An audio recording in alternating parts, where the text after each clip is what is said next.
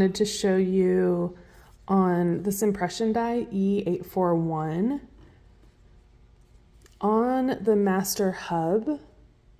This ring at the very top has chipped and broken, and we're not going to make a copy of the hub. So this is really easy to take care of yourself. You could either press your metal into the die, cut off this section and solder on a ring, or I'm going to show you how to carve this ring back in on your die itself. So I'm going to start with a nail set. You do not have to.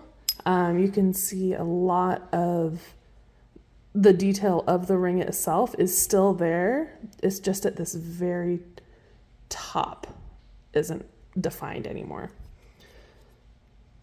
So what I'm going to do is I'm going to use the nail set just to kind of continue that mark a little bit, continue the circle, and then we're going to go in with a ball burr and carve it out.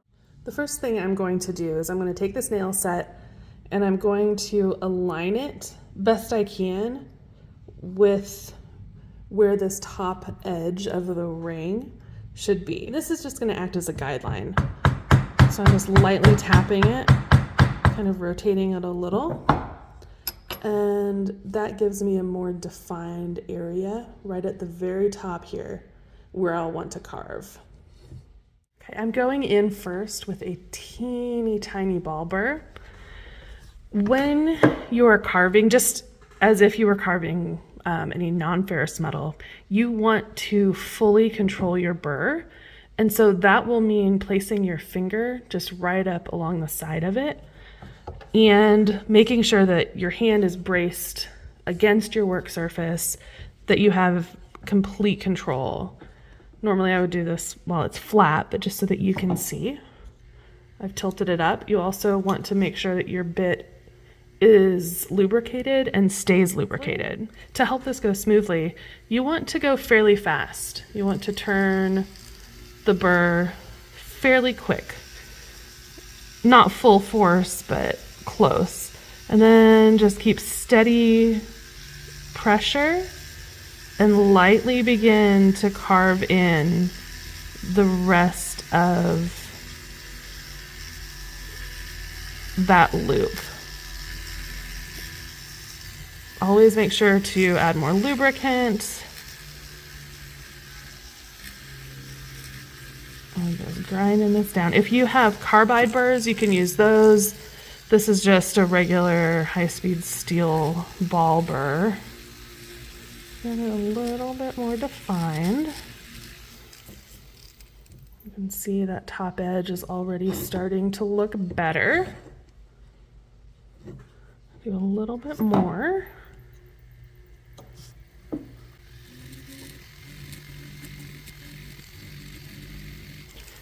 You don't want to overheat your burr, so make sure you continuously lubricate it.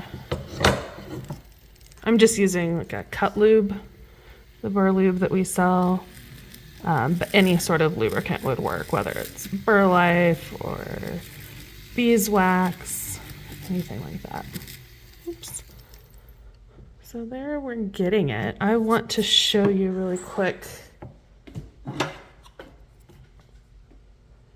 This is what the loop looked like when I pressed it before carving. So you can see that top edge of that ring is pretty much gone. And that is how you'll receive the die. This is part of our quarterly dies that come down on April 1st. And so it's not worth it for us to make another copy of the hub. So this is how you can add your own ring back in. This is the before of that top ring on the earring drop. And then I decided to press just a smaller piece. Oops, let's see. And no, it's not pretty, but it is at least giving you more of the definition of that top ring than before. So you can keep going. You could use even finer burrs. You could go a little bit deeper so that, it's more of the same depth the entire way around. But what I will probably do, and what will be the easiest, is to get it to an approximate depth that you like, even if it's not perfectly even all the way around, and then clean it up in the silver stamping rather than trying to fully polish the ring in the die itself.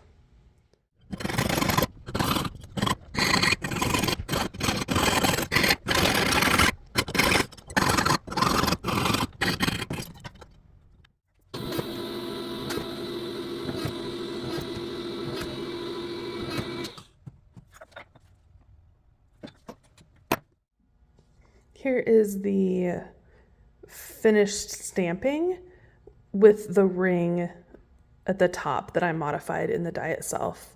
So you can see it's not pretty, but that's easy to fix. All we really wanted to do was get some depth in that section that was broken. So an easy way to clean it up, I'd probably do all my piercing first and then clean it up. But just to show you now, I like using a more snap-on sanding disc with the grit or the abrasive on the bottom. I feel like that gives me a better view of able to see my work while I'm using it.